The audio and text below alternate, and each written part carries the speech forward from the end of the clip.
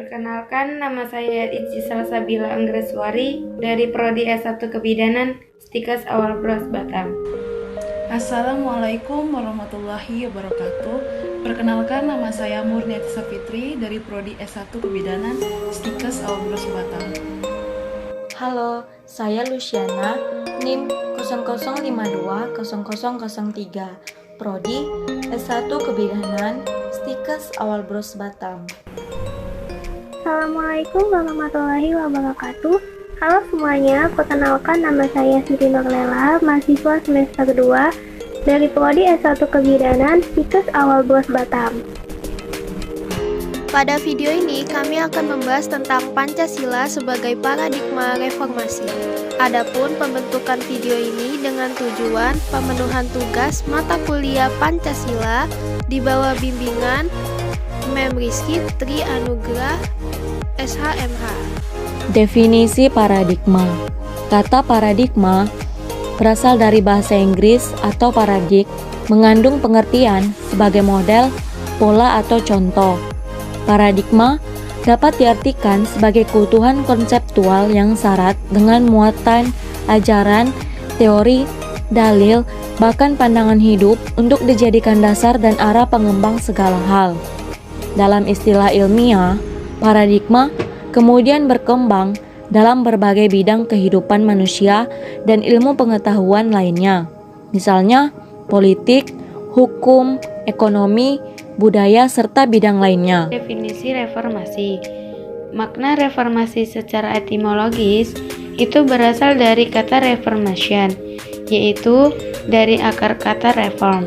Sedangkan secara harfiah, reformasi itu mempunyai pengertian suatu gerakan yang memformat ulang, menata kembali hal-hal yang menyimpang, untuk dikembalikan pada format atau bentuk semua sesuai dengan nilai-nilai ideal yang diciptakan rakyat. Syarat-syarat terjadinya reformasi. Yang pertama, suatu gerakan reformasi dilakukan karena adanya suatu penyimpangan-penyimpangan. Masa pemerintahan Orde Baru banyak terjadi suatu penyimpangan, misalnya asas kekeluargaan menjadi nepotisme, kolusi, dan korupsi yang tidak sesuai dengan makna dan semangat Pancasila.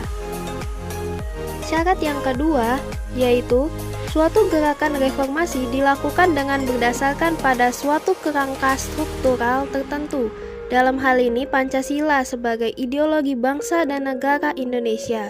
Jadi, reformasi pada prinsipnya suatu gerakan untuk mengembalikan kepada dasar nilai-nilai sebagaimana yang dicita-citakan oleh bangsa Indonesia. Syarat yang ketiga yaitu reformasi harus mengembalikan pada dasar serta sistem negara demokrasi.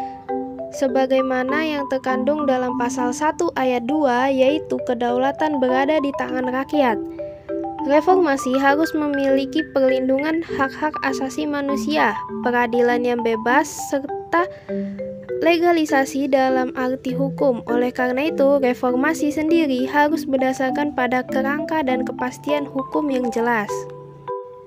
Syarat selanjutnya yaitu reformasi harus mengarah pada kondisi yang baik, dilakukan dengan suatu dasar moral dan etika. Nah, di sini saya akan menjelaskan tujuan dari reformasi. Yang pertama yaitu melakukan perubahan secara serius dan bertahap untuk menemukan nilai-nilai baru dalam kehidupan berbangsa dan bernegara. Yang kedua yaitu menata kembali seluruh struktur kenegaraan. Yang ketiga, melakukan perbaikan di segenap bidang kehidupan. Yang selanjutnya, menghapus dan menghilangkan cara-cara hidup dan kebiasaan dalam masyarakat bangsa yang tidak sesuai lagi dengan tuntutan reformasi. Pancasila sebagai dasar cita-cita reformasi. Pancasila sebagai paradigma artinya nilai-nilai dasar Pancasila secara normatif menjadi dasar, kerangka acuan, dan tolak ukur segenap aspek pembangunan nasional yang dijalankan di Indonesia. Nah, gerakan reformasi harus tetap diletakkan dalam kerangka perspektif Pancasila sebagai landasan cita-cita dan ideologi bangsa. Yang pertama adalah reformasi yang berketuhanan yang Maha Esa. Maksudnya, suatu gerakan ke arah perubahan harus mengarah pada suatu kondisi yang lebih baik bagi kehidupan manusia sebagai makhluk Tuhan yang Maha Esa. Reformasi harus berlandaskan moral religius dan hasil reformasi harus meningkatkan kehidupan keagamaan. Yang kedua yaitu reformasi yang berkemanusiaan yang adil dan beradab.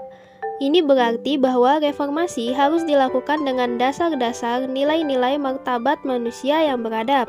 Oleh karena itu, reformasi harus dilandasi oleh moral kemanusiaan yang luhur, yang menghargai nilai-nilai kemanusiaan, menjunjung tinggi nilai-nilai kemanusiaan, bahkan reformasi menargetkan ke arah penataan kembali suatu kehidupan negara yang menghargai harkat dan martabat manusia, serta menghargai hak-hak asasi manusia. Yang ketiga yaitu semangat reformasi harus berdasarkan pada nilai persatuan, sehingga reformasi harus menjamin tetap tegaknya negara dan bangsa Indonesia. Demikian juga reformasi harus senantiasa dijiwai asas kebersamaan sebagai suatu bangsa Indonesia. Yang keempat yaitu semangat dan jiwa reformasi harus berakar pada asas kerakyatan, karena permasalahan dan gerakan reformasi adalah pada prinsip kerakyatan. Penataan kembali secara menyeluruh dalam segala aspek pelaksanaan pemerintah negara harus meletakkan kerakyatan sebagai paradigmanya. Yang kelima yaitu visi dasar reformasi harus jelas, yaitu demi terwujudnya keadilan sosial bagi seluruh rakyat Indonesia. Gerakan reformasi yang melakukan perubahan dan penataan kembali dalam berbagai bidang kehidupan negara harus memiliki tujuan yang jelas, yaitu terwujudnya tujuan bersama sebagai negara hukum, keadilan sosial bagi seluruh rakyat Indonesia. Pancasila sebagai paradigma pembangunan mengandung suatu konsekuensi bahwa dalam segala aspek pembangunan nasional harus berdasarkan hakikat nilai-nilai Pancasila. Unsur-unsur hakikat manusia atau monopluralis meliputi susunan kodrat manusia, rohani atau jiwa dan raga. Sifat kodrat manusia adalah sebagai makhluk individu dan makhluk sosial, serta kedudukan kodrat manusia sebagai makhluk pribadi berdiri sendiri dan makhluk Tuhan. Pembangunan nasional harus juga meliputi aspek jiwa yang menyangkut akal, rasa, dan kehendak, aspek raga, aspek individu, aspek makhluk sosial, aspek pribadi, dan juga aspek ketuhanan. Pancasila sebagai paradigma pengembangan ilmu. Berdasarkan sila pertama, maka iptek tidak hanya memikirkan apa yang ditemukan, dibuktikan, dan diciptakan, akan tetapi harus selalu mempertimbangkan maksud dan tujuannya, apakah merugikan manusia dan sekitarnya. Sesuai dengan sila kedua, iptek juga harus selalu beradab. Iptek adalah hasil budaya manusia yang beradab dan bermoral. Oleh karena itu, pengembangan iptek juga harus didasarkan pada hakikat tujuan demi kesejahteraan umat manusia. Nah, pengembangan iptek juga harus senantiasa mengembangkan rasa nasionalisme seperti yang dimaksud dalam sila ketiga. Pengembangan iptek berdasarkan demokrasi, itu maksudnya setiap ilmuwan mempunyai kebebasan dalam pengembangan iptek. Selain itu, ia juga harus dapat menghormati dan menghargai orang lain. Dengan demikian, seseorang ilmuwan juga harus bersifat terbuka untuk menerima kritik atau masukan, sehingga pendiriannya dapat dikaji ulang dan dibandingkan dengan ilmuwan lain. Hal ini dapat mencerminkan sila keempat Pancasila.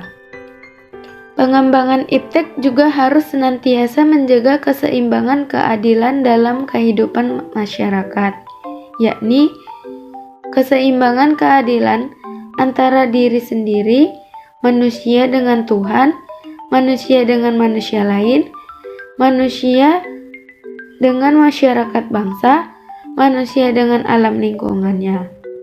Pancasila sebagai paradigma Polek Sosbud Hankam.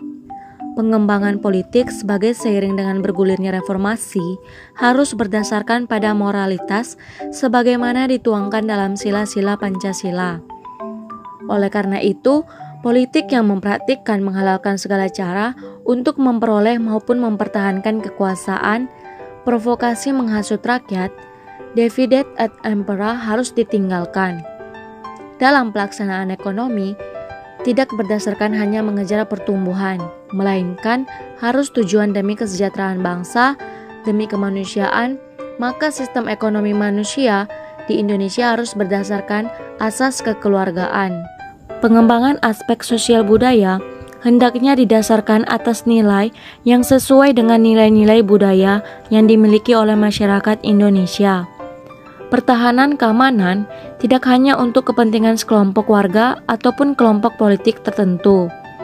Namun, pertahanan keamanan negara harus ditujukan demi kepentingan negara dan seluruh warga negara.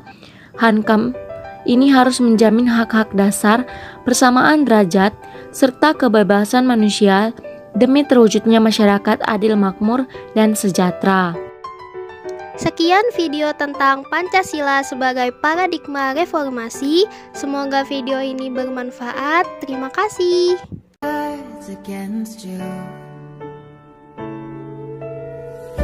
You never thought you'd be much good for anyone. 'Cause baby